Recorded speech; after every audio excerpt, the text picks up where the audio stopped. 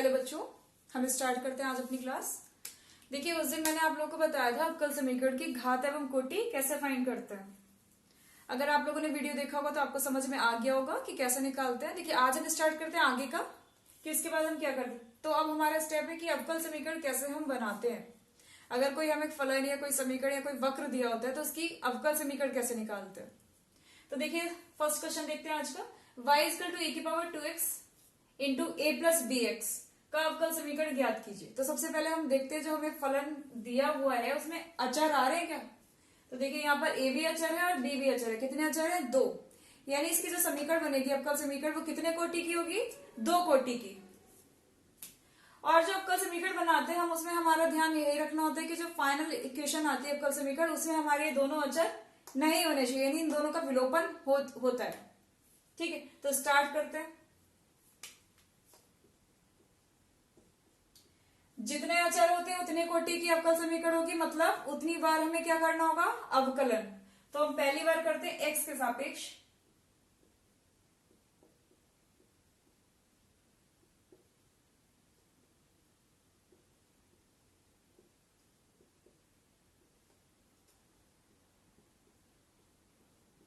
X के सापेक्ष अवकलन करने पर तो देखिए वाई का एक्स के सापेक्ष करेंगे तो क्या हो जाएगा? डी वाई ओवर dx, है ना। y का यही होगा। अब देखिए e की पावर 2x एक फलन है, a प्लस बी एक्स, ये दो, यानी दो फलनों की गुणा वाला नियम लगाएंगे, आपको सभी को आता होगा। तो देखिए e की पावर 2x हम ऐसे ही रखते हैं, पहला फलन। a प्लस बी एक्स का करेंगे तो देखिए a का 0, bx का क्या हो जाएगा? b, क्योंकि x का 1 हो जाएगा ना, प्लस अब a प्लस बी एक्स को हम ऐसे ही रखेंगे। किसका करेंगे? e की पावर 2x का, तो क्या हो जाएगा? 2 इंटू ई की पावर 2x, क्योंकि e की पावर x का e की पावर x होता है और साथ में फलन होता है 2x, उसका करेंगे तो 2 गुणा में आ जाएगा। तो इसको थोड़ा सही कर लेते हैं। dy ओवर dx इक्वल, देखिए 0 तो 0 खत्म, b बचा, तो b की गुणा e की पावर 2x हो गया, तो b e की पावर 2x प्लस, अब देखिए 2 आगे आ जाएगा इंटू ई की पावर 2x और ब्रैकेट में क्या रहेगा? a plus dx। ठीक है, जो हमारा ये था ना इसको हम समीकरण 1 दे देते हैं क्योंकि इसका हमें यूज करना पड़ेगा। तो देखिए dy ओवर dx ऐसे ही रहने देते हैं, बराबर b e की पावर 2x ऐसे ही रहने दीजिए। अब देखिए e की power 2x a plus b x, ये किसकी तरह है? बिल्कुल सेम, y के बराबर है ना। तो इसकी जगह हम क्या कर देते हैं? डायरेक्ट y लिख देते हैं, तो 2y हो गया। ये पूरा क्या था? y था जो हम लेके चले थे, तो हमने क्या करा? इस पूरे की जगह y रख दिया, 2y हो गया। ये हमारी समीकरण 1 थी, इसको समीकरण 2 दे देते हैं। अब हम क्या करेंगे? पुनः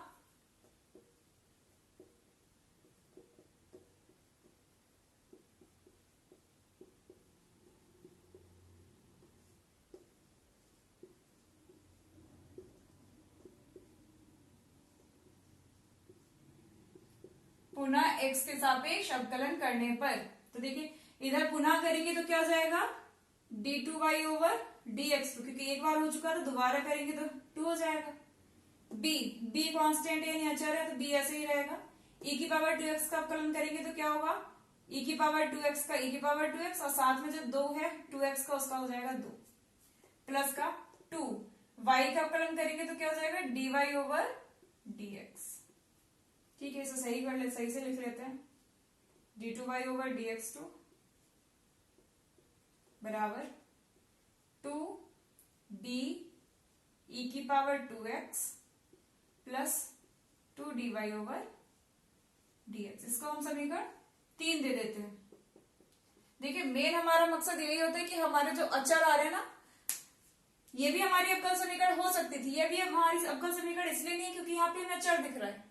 अगर ये अचर नहीं आ रहा था तो हम इसी को आंसर बोल देते, लेकिन अब हमारा क्या है? इसमें से हमें b को गायब करना है। अब समीकरण 1 का भी यूज कर सकते हैं, समीकरण 2 का भी, किसी की भी हेल्प से हमें b को हटाना है। जब b हट जाएगा वही हमारी क्या हो जाएगी? अवकल समीकरण। अब देखिए a का तो यूज नहीं हो रहा समीकरण 1 का, सेकंड से क्या हम b हटा सकते हैं? देखिए यहाँ बी ई की पावर 2x आ रहा है। अगर हम बी ई की पावर 2x पे आया तो डायरेक्ट यहां से वैल्यू लगा दें। बी ई की पावर 2x की वैल्यू यहां पे लगा सकते हैं ना डायरेक्ट, तो क्या आएगा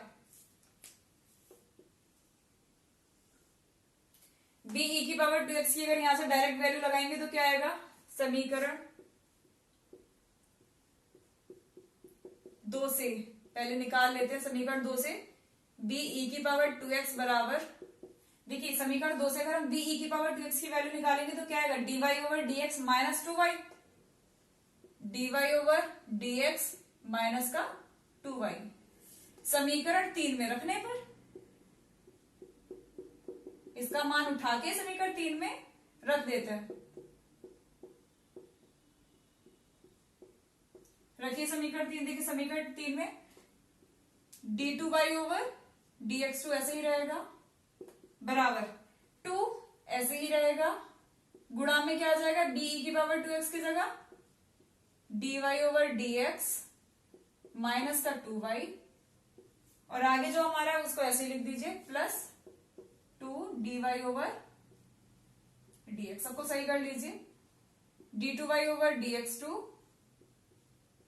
बराबर, गुणा करेंगे ब्रैकेट खोलेंगे तो क्या हो जाएगा, 2 dy ओवर dx माइनस का 2 से 2 की गुणा होगी 4y plus 2 dy over dx। अब देखिए डी सबको एक साइड ले आते हैं, d2y ओवर dx2 तो था ही इधर। अब देखिए 2 dy over dx 2 dy over dx दोनों प्लस में तो जुड़ जाएंगे तो कितना हो जाएगा 4, और 4 इधर आ जाएगा तो माइनस का 4 dy ओवर dx। देखिए माइनस का 4y भी इधर आ जाएगा तो ये क्या हो जाएगा, प्लस का 4y बराबर 0। अब जरा देखिएगा क्या समीकरण में हमारा अचर यानी कांस्टेंट आ रहा है, कहीं भी नहीं आ रहा, यानी यही हमारी क्या हो गई, अवकल समीकरण, यही हमारा आंसर हो गया। तो कुछ नहीं, सबसे पहले हमें जो समीकरण दी होती है उसको हम देखते हैं उसमें कितने अचर आ रहे हैं यानी कितने कांस्टेंट है। तो यहाँ पर दिख रहे थे आपको ए और बी यानी 2 कांस्टेंट थे, यानी हमारी जो अवकल समीकरण बनेगी वो 2 कोटि की होगी।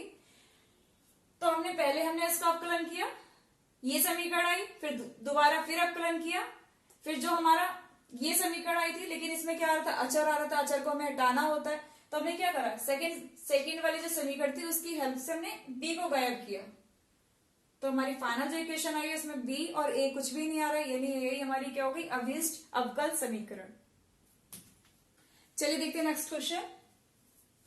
वक्रों के कुल y equal to a sine x plus b, जिसमें a एंड b स्वेच्छ अचर है, को निरूपित करने वाले अवकल समीकरण को ज्ञात कीजिए। हमें समीकरण दे रखी है यानी फलन दे रखा है वक्रों के कुल यानी फैमिली ऑफ कर्व, ये किसी कर्व की फैमिली का समीकरण दे रखा है y equal to a sine x plus b. A and b constant यानी अचर है, यानी 2 अचर है, हमें पता चल गया 2 अचर है यानी अवकल जो समीकरण बनेगी हमारी उसमें कितनी कोटि की होगी, 2 कोटि की, यानी हमें 2 बार अवकलन करना होगा। तो हम क्या करते हैं, स्टार्ट करते हैं, y equal to a sine x plus b जो हमारा दे रखा है उसको समीकरण 1 दे देते हैं, ठीक है। अब हम क्या करेंगे, x के सापेक्ष अवकलन करेंगे, x के सापेक्ष अवकलन करने पर, ठीक है। अब देखिए y का x के सापेक्ष अवकलन करेंगे तो क्या हो जाएगा, dy ओवर dx। ये हमारा अचर है, अचर का कुछ नहीं होता, अचर जैसा है वैसे ही रहेगा। अब देखिए साइन का अगर हम करेंगे तो क्या हो जाएगा, कॉज हो जाएगा, x प्लस बी ऐसा ही रहेगा ब्रैकेट में, ठीक है। अब x प्लस बी का आगे हम करते हैं, x का 1 होता है, b का 0, तो 1 गुणा में रहेगा तो उसका कोई मतलब नहीं है, तो हमने इतना ही छोड़ दिया, इसको समीकरण 2 दे देते हैं, ठीक है। इन दोनों का कुछ यूज नहीं हो रहा तो अभी हम कुछ नहीं करेंगे, हम पुनः करेंगे अवकलन, पुनः x के सापेक्ष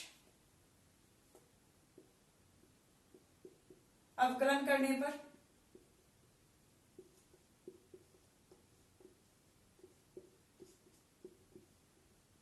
करिए पुनः अवकलन। तो देखिए dy ओवर dx एक बार हो चुका है, दोबारा करेंगे तो क्या हो जाएगा, d2y ओवर dx2 बराबर, ए हमारा क्या है कांस्टेंट, वो ऐसा ही रहेगा। कॉज का सभी को अवकलन पता होगा, साइन होता है लेकिन चिन्ह माइनस का होता है, तो माइनस का चिन्ह मैं आगे लगा दे रही हूं, साइन एक्स प्लस बी, और एक्स प्लस बी का क्या होगा 1, तो वो ऐसे ही रहने देते हैं। ये आ गई हमारी समीकरण 3। देखिए अब हमारा अवकलन नहीं होगा क्योंकि 2 बार हम अवकलन कर चुके, क्योंकि 2 अचर आ रहे थे तो 2 बार अवकलन हो चुका। अब हमें देखना है जो हमारा फाइनल हमारी जो समीकरण 3 है, क्या उसमें अचर आ रहे हैं, ए भी आ रहा है बी भी आ रहा है, ये तो दोनों आ रहे हैं, यानी अभी हम इसको आंसर नहीं बोल सकते। अब हमारा क्या है, हमें ए और बी दोनों गायब करने हैं। अब दोनों गायब कौन सी समीकरण के यूज से हो सकते देखिएगा, अरे ए साइन एक्स प्लस बी, ए साइन एक्स प्लस बी तो पूरा इक्वल किसके है, वाई के, तो रख दीजिए समीकरण 1 से, यानी समीकरण 1 का यूज कर रहे हैं ना, लिख दीजिए d2y ओवर dx2 बराबर माइनस का y, तो सबको एक साइड ले आइए, d2y over dx2 plus y equals to 0। इसको हम ये भी लिख सकते हैं y double dash plus y equals to 0, क्योंकि जो हमारा ये डेरिवेटिव होता है यानी dy ओवर dx को हम क्या बोलते हैं, y डैश। जितने कोटि का हो जाते हैं, जैसे अगर हमारे यहाँ होता है d4y ओवर dx4, तो हम इसको क्या बोलते हैं, सीधे y के बाद 4 डैश। इसे लिखने में इजी रहता है, इसलिए आगे से इसी का यूज करेंगे, इसको छोड़ेंगे, ठीक है। तो आप लोग इस ये दोनों होता इक्वल है, तो इससे कंफ्यूज मत होइएगा कि ये क्या लिखा हुआ है। चलिए देखते हैं अगला क्वेश्चन। y को मूल बिंदु पर स्पर्श करने वाले वृत्तों के कुल का अवकल समीकरण ज्ञात कीजिए। हमें ऐसा अवकल समीकरण निकालना है जो किसका है, वृत्तों के कुल का, यानी फैमिली ऑफ सर्कल्स। लेकिन अब फैमिली ऑफ सर्कल्स है, अब उसमें कंडीशन भी दी है, कौन से वाले सर्कल्स की, जब y अक्ष को मूल बिंदु पर स्पर्श कर दो। तो पहले हम डायग्राम से इसको समझ लेते हैं कि ये कैसा वाला वृत्त है। ये हमारा वृत्त है, ये कहां पर स्पर्श कर रहा है y अक्ष को, मूल बिंदु पर। मान लेते ये इसका केंद्र, केंद्र x अक्ष पर ही होगा क्योंकि ये y अक्ष को मूल बिंदु पर स्पर्श कर रहा है, तो हम मान लेते हैं इसके केंद्र के निर्देशांक x पर तो जाएगा, कुछ ना कुछ होगा क्योंकि x तो दूरी चला है, लेकिन y अक्ष पर कुछ भी दूरी नहीं है, तो 0, a,0। अब आप लोगों ने पढ़ रखा होगा कि अगर हमारे h, k केंद्र होते हैं वृत्त के और r त्रिज्या होती है, तो उसका समीकरण होता है x माइनस h का whole square plus y minus k का whole square equals to r square, यही होता है ना। अगर हमारे वृत्त के केंद्र हमें पता होते हैं और त्रिज्या हमें पता होती है, तो उसका फॉर्मूला होता है x माइनस h का whole square plus y minus k का whole square equal to r square. तो देखिएगा, मान लेते हैं हमारा क्या है, a0, तो हमारा वृत्त का समीकरण क्या होगा, x माइनस a का whole square plus y minus 0 का, क्योंकि y अक्ष को टच कर रहा है तो मूल बिंदु पर तो 0 होगा, बराबर a स्क्वायर, ठीक है। तो देखिए थोड़ा सा इसको सॉल्व करते हैं, क्या हो जाएगा, एक्स स्क्वायर प्लस ए स्क्वायर प्लस नहीं आएगा, माइनस आएगा क्योंकि माइनस का फॉर्मूला है, प्लस y माइनस 0 का स्क्वायर यानी y square equal to a square. A square से ए स्क्वायर कट हो गया, तो यहां से हमारा आ गया x square plus y square equal to 2ax minus का था, ठीक है। इसको हम समीकरण 1 दे देते हैं। हमें इसका कितनी बार अवकलन करना है ये ध्यान दीजिए। जो हमारी समीकरण थी उसमें a आ रहा है, एक अचर, दूसरा अचर भी a है, 2 बार अचर a ही लिख के आ रहा है, तो इसका मतलब ये नहीं इसमें अचर 2 है, अचर आपका एक ही है a, तो इसका केवल एक ही बार अवकलन किया जाएगा। तो हम करते हैं x के सापेक्ष अवकलन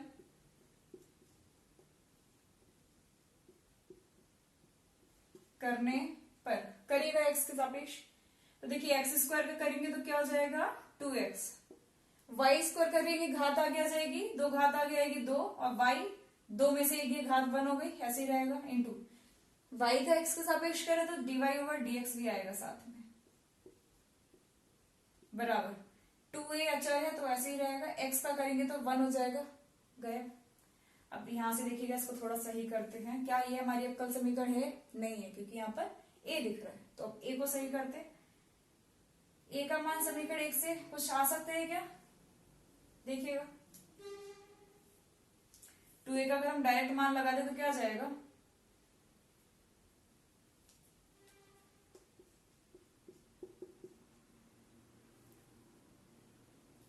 एक समीकरण एक पर चलते हैं। समीकरण एक से अगर हम 2a निकालेंगे तो क्या आएगा, x square plus y square बटे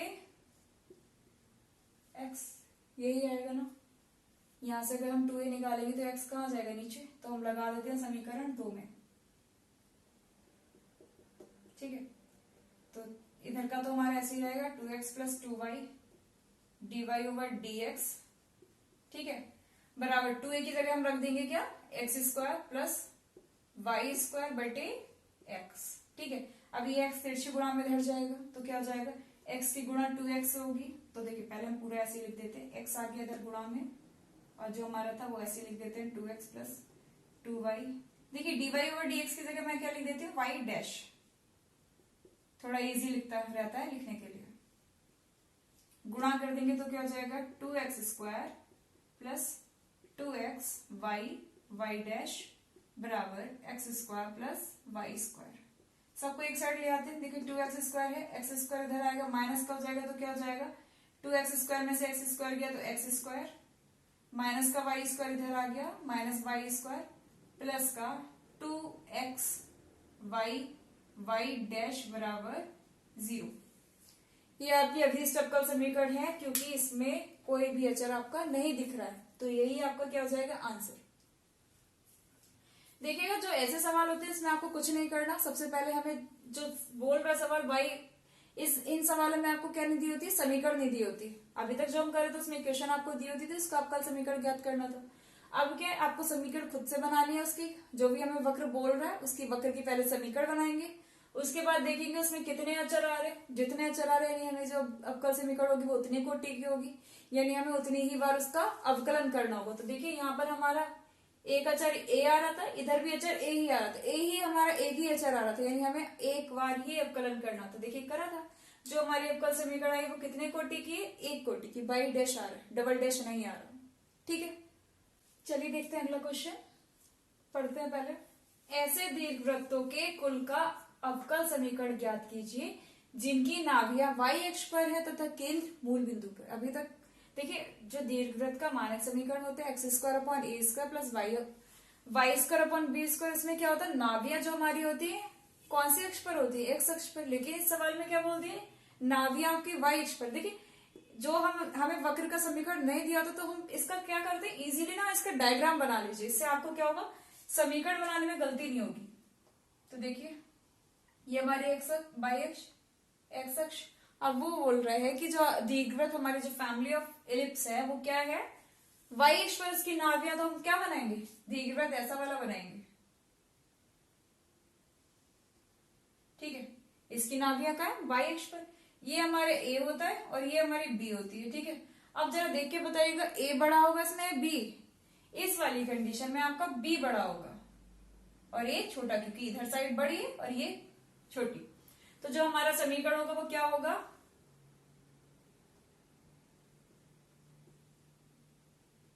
लिख लेते हैं पहले, दीर्घवृत्त के कुल का समीकरण यानी फैमिली ऑफ एलिप्स क्या हो जाएगा,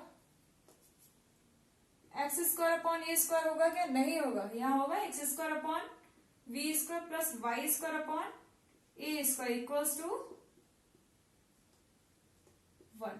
ये हमारी फर्स्ट इक्वेशन आ गई। गौर कीजिएगा कितने हमारे अचर आ रहे हैं, बी भी अचर है ए भी अचर है, नंबर ऑफ 2, यानी हमारे यहाँ पे अचर आ रहे हैं 2, यानी हमारी जो समीकरण होगी अवकल समीकरण वो कितनी कोटि की होगी, 2 कोटि की। पहला काम हमारा यही रहता है, सबसे पहले हम अगर हमारी समीकरण मिल जाती है हमें, उसके बाद हम क्या देखते हैं, सबसे पहले हमें यही देखना होता है कि कितने अचर आ रहे हैं, 2 अचर आ रहे हैं, हमें कितनी बार अवकलन करना होगा, 2 बार। और हमारा जो अवकल समीकरण आएगी 2 कोटि की होगी, उस अवकल समीकरण में हमारा कोई भी अचर नहीं दिखना चाहिए। ठीक है, तो हम क्या करते हैं, सबसे पहले एक्स के सापेक्ष अवकलन करते हैं। पहली बार एक्स के सापेक्ष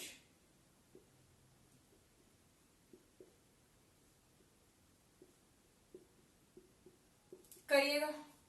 देखिए एक्स स्क्वायर का अगर हम एक्स के सापेक्ष ही करेंगे तो क्या हो जाएगा, 2x बटे बी स्क्वायर अचर है वो ऐसे ही रहेगा, प्लस वाई स्क्वायर का एक्स के सापेक्ष करेंगे तो घात आगे आ जाएगी यानी 2y, और फिर y का करेंगे तो क्या हो जाएगा y डैश बटे ए स्क्वायर ऐसे ही रहेगा बराबर 1 का 0।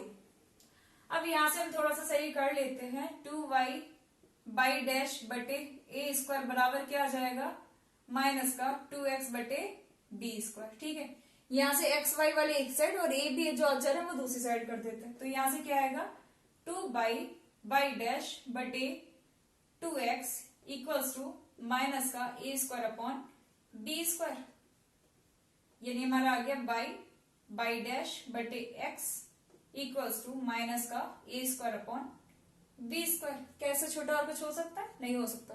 तो अब हम क्या करेंगे, पुनः अवकलन करना होगा, तो हम क्या लिखेंगे, पुनः x के सापेक्ष